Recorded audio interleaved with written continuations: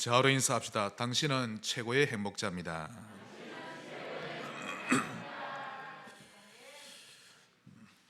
오늘은 여러분이 잘 알고 계시는 본문입니다. 주기도문. 제목을 너희는 이렇게 기도하라 라는 제목으로 하나님의 음성을 듣겠습니다. 주기도문을 자세히 보시면 분명히 주님이 가르쳐 주신 기도임에도 불구하고 기독교에서 가장 핵심적인 단어들, 예를 들면 그리스도, 성령 충만, 심지어는 구원, 믿음, 이런 말이 전혀 없지요. 그러다 보니 주기도문을 주의 깊게 보지 않고 이제 내 마음대로 기도를 해버리는데, 그런데 우리 주님은 오늘 분명히 이렇게 말씀하셨습니다. 너희는 이렇게 기도하라. 이렇게 기도하시기 바랍니다. 오늘 주기도문 안에 다 들어 있습니다. 영적 서밋이니 갈보리산의 언약이니 그게 전부 다 들어 있습니다. 여러분의 영적인 눈이 활짝 열려지시기를 주의 이름으로 축원합니다. 그래서 너희는 이렇게 기도하라, 이 말씀은 주님이 가르쳐 주신 기도의 의미를 잘 기억하고 그것에 맞추어서 기도하며 살라는 뜻이 됩니다. 오늘 세 가지로 우리 주기도문을 살펴보겠습니다. 첫째로 대상입니다. 대상이 분명해야 합니다. 하늘에 계신 우리 아버지여. 불신자는 절대 할 수 없는 고백이지요. 제가 아무리 봐도 저희 딸은 이재홍의 딸인 걸 아주 자랑스러워합니다.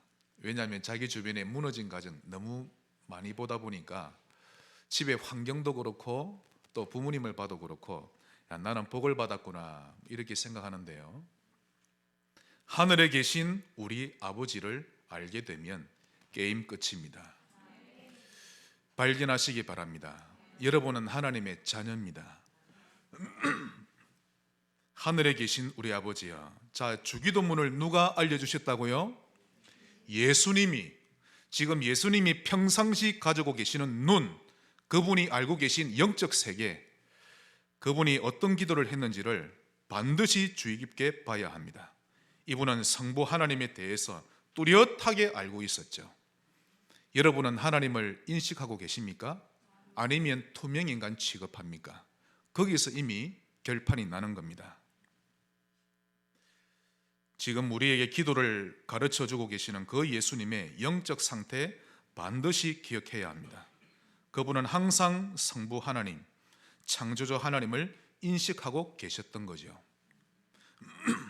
사실 오늘 이 설교가 주보를 맡는 지연에게는 다른 설교 제목과 본문을 줬습니다. 그런데 금요일 밤에 기도하는데 하나님이 너무 강하게 이 말씀 주시는 거 있죠. 사실 1시간 안에 말씀 다 끝났습니다. 그래서 더 이상 갈등할 거 없이 바로 지연에게 토요일 오전에 본문을 바꾸자고 했죠. 제목하고.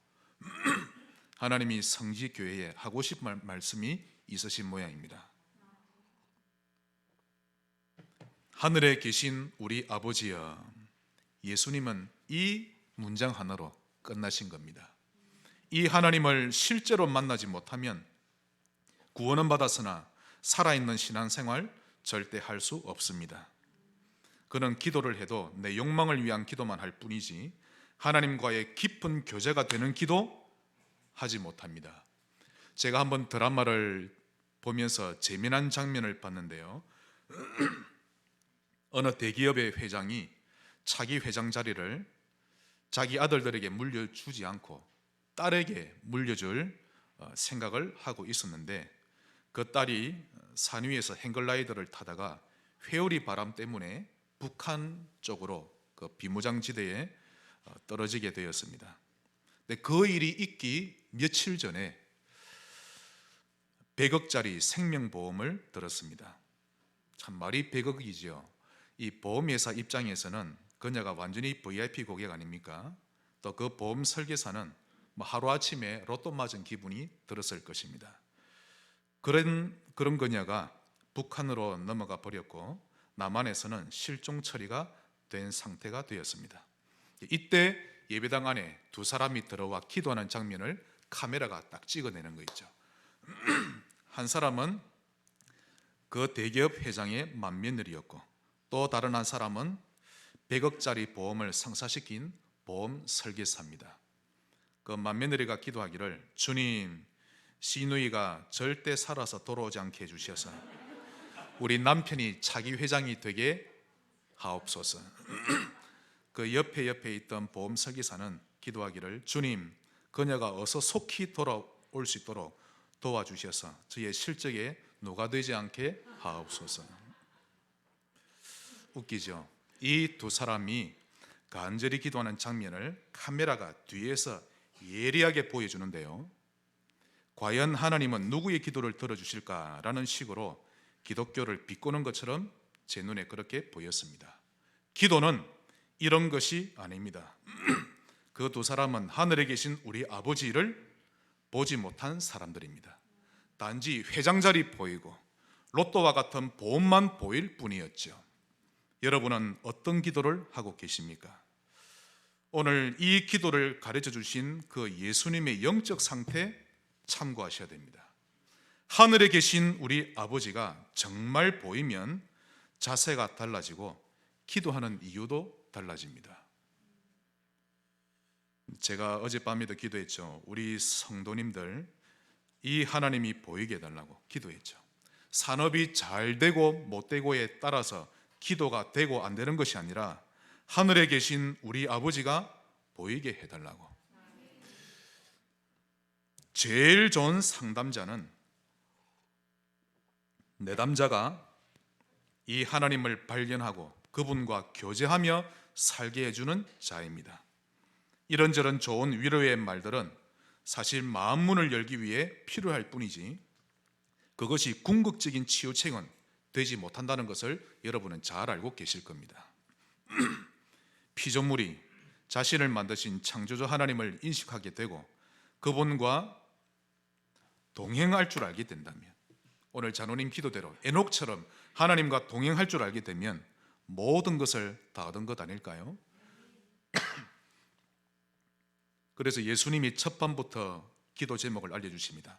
하늘에 계신 우리 아버지여. 제가 이 말을 어젯밤 얼마나 많이 기도했는지 모릅니다. 하늘에 계신 나의 아버지여.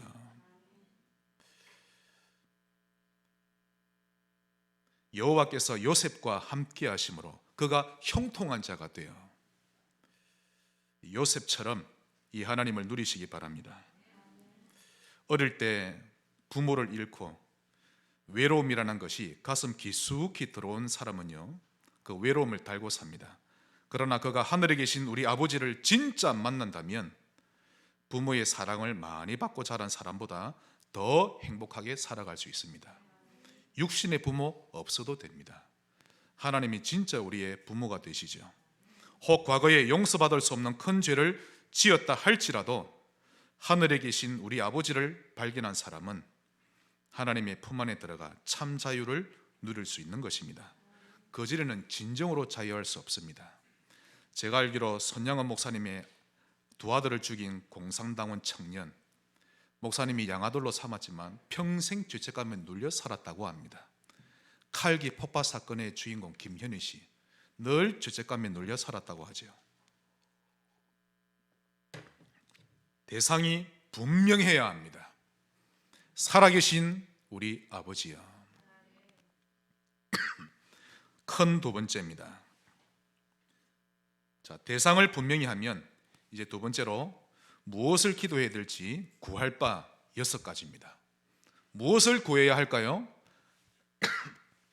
그 첫째로 이름이 거룩히 여김을 받으시오며. 하나님의 이름은 우리를 구원해내는 유일한 길입니다. 어마어마한 이름이죠. 진리요 생명이신 이름이 됩니다. 이론으로 말고 실제로 누리시기 바랍니다. 그 이름을 부르세요. 그 이름의 능력을 체험해 보면 볼수록 예수님처럼 이름이 거룩히 여김을 받으시오며가 이해가 되어집니다.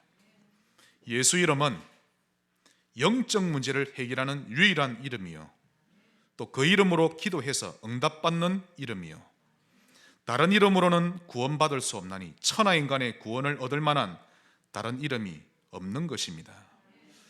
이름이 거룩히 여김을 받으시오며 모든 문제 해결할 수 있는 이름, 누구든지 주의 이름을 부르는 자는 구원을 얻으리라. 결론에 가서 말씀드리겠습니다만은 예수 이름을 부르세요. 아마 어젯밤에는 예수님 이름을 한번 1000번 가까이 부른 것 같습니다.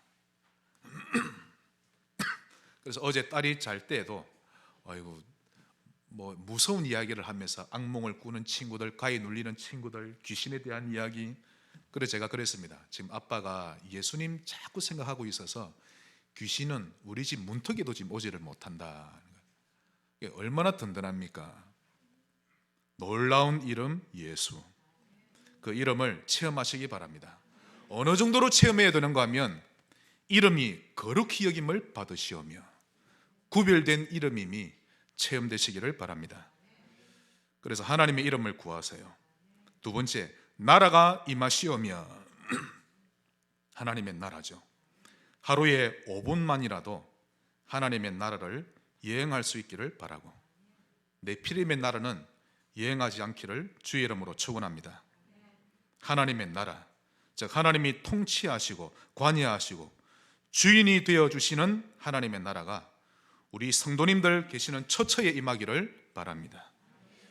그리고 그 하나님의 나라를 간절히 사모하고 소원하는 심령이 되시기를 축원합니다. 그러므로 우리를 망쳐놓는 불신앙, 좌절, 낙심, 원망 이런 더러운 것들은 예수 이름으로 떠나가도록 기도하시고요. 성령의 9가지 열매가 맺도록 기도하시기 바랍니다. 나라가 임하옵시며 신자는 하나님의 나라를 누려야 합니다. 사랑이 임하고 화평이 임하고 온유가 임하고 오래 참음이 임하고 용서가 임하고 성령의 열매를 주렁주렁 맺는 여러분의 가정 되시기를 바랍니다. 세 번째로 구할 바는 뜻이 하늘에서 이루어진 것 같이 땅에서도 이루어지이다. 예수님이 이 말씀하실 때 이 감동이 이해되시기를 바랍니다. 뜻이 하늘에서 이루어진 것 같이 땅에서도 이루어지이다. 이미 하나님의 뜻은 즉 세계복음화는 완성되어져 있습니다. 그 뜻대로 이루어질 것인데 그 뜻을 이루는 일에 심부름할 자를 찾고 계시죠. 그 일에 나를 사용하여 주옵소서. 이렇게 기도하시기를 바랍니다. 하나님 나를 사용하여 주옵소서. 하나님이 이사야에게 내가 누구를 보낼고 나를 보내소서. 내가 여기 있나이다. 네 번째로 구할 바는 오늘 우리에게 일용할 양식을 주시옵고. 이건 많은 돈을 벌지 말라는 말이 절대 아닙니다. 신자는 돈을 많이 벌어야 합니다. 그런데 오늘 우리에게 일용할 양식을 주옵시고. 이것은 재물관을 의미합니다. 월 100만 원을 벌어들이든 1억을 벌어들이든 나의 눈은 그 액수에 있는 것이 아니라 하나님 나라에 있는 것입니다. 100만 원이든 1억이든 일용할 양식이면 된다는 물질관을 가질 수 있어야 만몬에게 잡히지 않는 것입니다. 브리스가 부부처럼 시대 복음화에 귀하게 쓰임 받으시기를 바랍니다. 주기도문은 우리 주님이 가르쳐 주신 겁니다. 많은 교재를 가지고 연구해서 알려주신 게 아니라 평상시 주님이 갖고 계시던 영적인 눈을 가지고 평상시 누리셨던 그 영적인 비밀을 가지고 가장 핵심적인 부분만 골라서 그 의미를 우리에게 전달하시는 겁니다. 일용할 양식을 주시옵고 재물에 대한 눈이 열려지시기를 바랍니다. 다섯 번째로 우리가 구할 바는 우리가 우리에게 죄 지은 자를 사하여 준 것 같이 우리 죄를 사하여 주시옵고. 여기서 중요한 것은 우리 죄를 사하여 주시옵고. 이게 중요합니다. 이건 하나님과의 관계성을 말하는 것인데요, 정결한 우리 마음 상태, 중심을 의미합니다. 우리는 하루에도 수십 번 수백 번을 죄를 짓죠. 그러나 그것이 중요한 것이 아니라 늘 복음 속으로 들어가려 하고 하나님 나라 위에 살려 하는 중심이 중요한 것입니다. 그러나 여러분의 마음속에 불편하고도 무거운 짐을 진 채 살아가려 하지 말고 어서 속히 털어내고 밝고도 맑은 영적 상태 회복하라는 뜻입니다. 내가 하나님 아버지를 바라보는데 나의 눈에 백내장이 끼어서 그 하나님이 흐릿하게 보이는 겁니다. 하늘에 계신 우리 아버지여, 그 아버지가 밝히 보여야 되는데 너무 흐릿하게 보이는 겁니다. 그것은 나의 중심이 흐려졌기 때문입니다. 그래서 하나님과 나 사이에 거리낌이 없게 하시고, 그런 뜻이죠. 죄를 짓지 말라는 것이 아니라 항상 영적 서밋을 향하고 복음을 사모하며 살라는 뜻입니다. 그래서 이 일을 위해 필요한 것이 우리가 우리에게 죄 지은 자를 사하여 준 것 같이 오늘 이 본문 5절이 5번이 아니고요 5번이 이해가 되면 주기도문 나머지를 다 이해하게 됩니다. 오늘 본문의 14절 15절을 보겠습니다. 너희가 사람의 잘못을 용서하면 너희 하늘 아버지께서도 너희 잘못을 용서하시려니와. 갑자기 주기도문 이후에 왜 이 말씀하셨을까요? 너희가 사람의 잘못을 용서하지 아니하면 너희 아버지께서도 너희 잘못을 용서하지 아니하시리라. 즉 용서하면 여러분 내면이 환해지고 가벼워집니다. 자, 사람을 내가 용서 못하고 가슴에 응어리지고 있는데 그러면 하늘에 계신 우리 아버지부터 안 보이는 겁니다. 주기도문 전체가 안 되어지는 겁니다. 이게 어마어마한 거죠. 그러나 용서 하나를 누리면 주기도문이 전체가 다 누려지게 되는 것입니다. 인간은 영적 존재이기 때문에 그러하죠. 그래서 이 14절 15절 이 기도가 얼마나 중요한지 모릅니다. 이 부분이 해결 안 되고 찜찜하게 남아있으면 나머지 것이 되어지지가 않죠.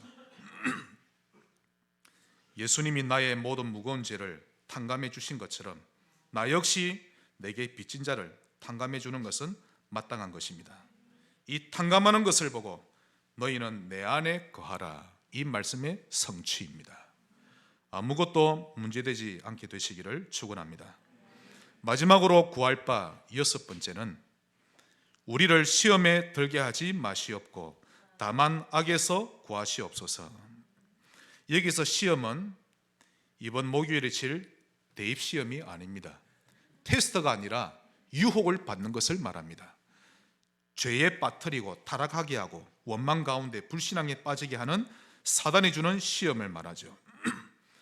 항상 사탄은 시험 들게 합니다. 몰래 함정을 파놓고 거기에 빠뜨리게 하고 그 사람만이 가지고 있는 틀에 갇히게 하고 올무에 걸리게 하죠. 우리 말씀 한 군데 보겠습니다. 야고보서 1장입니다.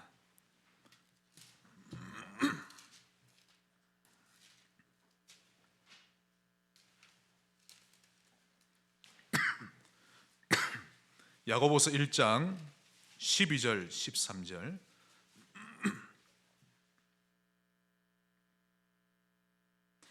여기서 시험은 주기도문에 나오는 우리를 시험에 들게 하지 마시옵고와 똑같은 단어입니다.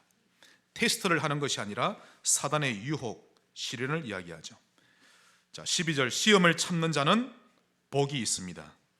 이는 시련을 견디어낸 자가 주께서 자기를 사랑하는 자들에게 약속하신 생명의 면류관을 얻을 것이기 때문입니다. 그러나 시험에 계속 넘어지면 복을 누릴 수가 없죠. 13절 사람이 시험을 받을 때에 내가 하나님께 시험을 받는다 하지 말지니 하나님은 악에게 시험을 받지도 아니하시고 친히 아무도 시험하지 아니하시느니라. 그러므로 신자는 속지만 않으면 됩니다. 예수 이름으로 기도하세요. 시험에 들지 말게 하시고 악에서 구하시옵소서. 물론 우리는 얼마든지 속을 수 있습니다. 그러나 그 속에 머물러 있지 말라는 뜻이죠. 하나님이 세상을 만드실 때 악은 절대 만들지 않으셨습니다. 그 악은 사단에게서 나온 것입니다. 불신앙, 반항, 배반, 모함, 참소, 회피, 포기 전부 사단에게서 나온 것입니다. 여러분, 꼭 눈에 보인 귀신 들린 것만이 귀신에게 잡힌 것이 아닙니다. 상상 이상으로 귀신은 사람들을 삼킬 수 있습니다. 특히 인간의 감정, 정서, 습관, 풍습을 이용해서 그 사람을 조종하죠. 예를 들자면 처음에는 치약 짜는 습관으로 다툽니다. 왜 중간에 짜냐? 끝에서부터 짜야지. 아니, 아무 때나 짜면 다 노는 걸 그냥 짜면 되지. 출발은 치약 짜는 건데 결국 갈등이 고조되면 나중에는 갈라서게 됩니다. 요즘 미국 여자들은요, 남편이 결혼기념일을 놓치면 이혼 소송을 겁니다. 시대가 어떤 시대인지 모르겠는데 자세히 보시면 모든 시험은 육신적인 것으로 인해서 영적인 것을 다 놓치게 하는 사단의 전략입니다. 그래서 시험 들면 예배를 포기하죠. 저 역시 마찬가지입니다. 목사도 성경도 읽기 싫고 예배도 가기 싫고, 얼마나 수요 예배가 가기 싫은지 집사람하고 싸우면요 다 던져버리고 싶고. 사단은 우리를 시험 들게 하면서도 절대 치료는 해주지 못합니다. 우리를 시험 들게 하지 마시옵고 다만 악에서 구하시옵소서. 악에서 구할 리는 우리 하나님밖에 없는 것입니다. 예수 이름을 부르시기 바랍니다. 우리에게 가르쳐 주실 기도 제목 가운데 이 중요한 부분을 넣어놓으셨죠. 우리 죄를 사하여 주시옵고 시험에도 들지 말게 하시고. 왜? 시험 들 거니까. 악에서 구하시옵소서.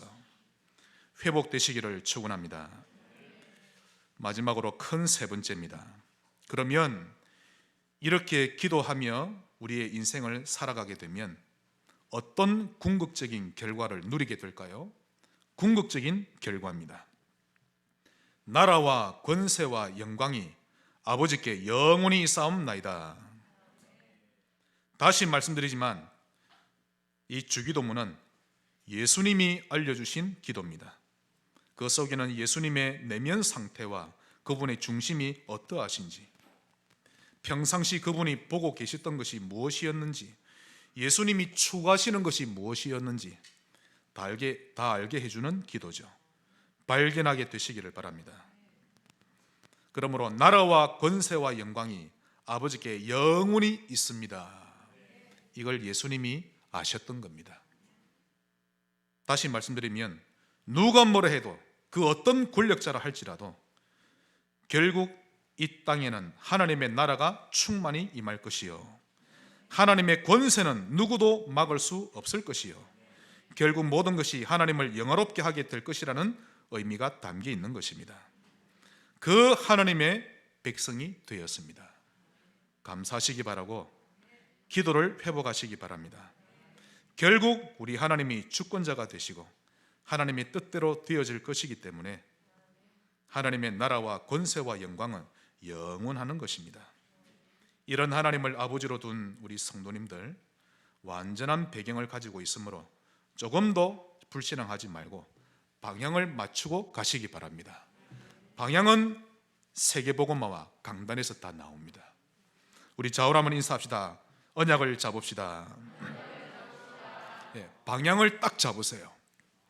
여러분, 바다 위에는 수많은 배가 있습니다. 그런데 그 바다 위에 떠 있는 배들은 모두가 풍랑과 파도를 다 겪죠. 그런데 똑같은 풍랑과 파도를 겪는데 이 배는 동으로 가고 이 배는 서로 가고 남으로 북으로 각기 따로 갑니다. 이유가 뭘까요? 그 이유는 풍랑과 파도가 아닙니다. 그것은 각 배에 세워져 있는 돛이 어느 방향으로 세워져 있느냐에 따라서 갈 길로 가는 것입니다. 방향이 틀리면 시간이 지날수록 돌아오기가 힘들어지죠. 그러나 방향만 맞다면 바람이 거셀수록 더 빨리 바르게 가는 것입니다. 바람이 불어올 때 감사하시기 바랍니다. 하나님의 말씀을 굳게 잡고 방향을 바로 잡으면 하나님의 인도를 받고 길을 잃지 않게 되는 것입니다. 강단 따라오세요. 하나님이 역사하실 겁니다. 그것을 보고 성령의 인도를 받는다라고 합니다. 이런 인도를 받지 않으면, 즉 강단을 인도받지 않으면 나도 모르게 낙오자가 되어버립니다. 그래서 혼자 신앙생활 하려 하지 말고 같이 가시기를 바랍니다. 이번 주는 기도를 회복하셔야 됩니다. 예수님, 나의 어지러운 머리를 정화시켜 주옵소서. 예수 이름으로 나의 어두워진 마음을 밝게 하여 주시고 나의 영을 새롭게 만들어 주옵소서. 예수 이름으로 나의 기분을 상쾌하게 만들어 주옵소서. 예수 이름으로 기도할 줄 아셔야 됩니다. 사단의 권세를 깨뜨린 예수 이름으로 명하노니 분리시키고 이간시키는 어둠의 영들, 실패의 삶으로 이끌고 가며 불신앙의 덫으로 얽으면 모든 더러운 영들은 결박되고 떠나갈지어다. 기도를 회복하시기를 바랍니다. 말씀의 결론을 맺겠습니다. 사실 지난 며칠간 저의 마음이 너무 불편했습니다. 극도로 심해서 잠을 설칠 정도였죠. 이런 우리의 내면의 불편함은 하나님이 허락하신 것이 절대 아닙니다. 악한 영이 개입되어서 하나님의 백성에게서 평안을 빼앗아 간다는 것을 제가 깨달았죠. 신자인 우리는 항상 성령의 열매를 맺는 영적 상태가 되어야 합니다. 사랑과 희락과 화평과 오래 참음과 자비, 양선, 충성, 온유, 절제 맺어야만 하는 것입니다. 오늘부터 하루에 100번 이상씩 예수 이름을 부르시기 바랍니다. 사단의 권세를 깨뜨리신 예수 이름, 우리를 구원해내는 예수 이름을 불러보세요. 100% 응답합니다. 정말요. 어제 한 10분 예수 이름 불렀는데 하나님이 대번에 은혜 주시는 거 있죠. 사단이 가져다 준 모든 불편함, 모든 불쾌함, 이런 것들을 그대로 내버려 두지 말고 내게 머물러 있도록 놔둬서는 안 되는 것입니다. 예수 이름으로 쫓아내세요. 모든 거짓, 위선, 불신앙, 갈등, 호색, 무기력, 원망, 복수, 가난, 타락, 또한 이기주의, 개인주의, 선입견, 질병, 예수 이름으로 쫓아내시기를 바랍니다. 또한 말씀을 그대로 받아들이지 못하는 철벽과도 같은 내 생각의 장벽, 예수 이름으로 무너뜨리시길 바랍니다. 하루에 아침, 점심, 저녁으로 새 때마다 10분씩 예수 이름을 집중적으로 부르면 하나님이 큰 문을 열어주실 것입니다. 악한 영이 조금도 발을 붙이지 못할 만큼 예수 이름의 증인 되시기를 주의 이름으로 축원합니다. 하나님께 감사드립니다. 놀라운 기도를 알려주심을 감사합니다. 영의 눈을 열게 하시고 새로운 영적 싸움을 할 수 있도록 은혜를 주옵소서. 예수님 이름으로 기도합니다.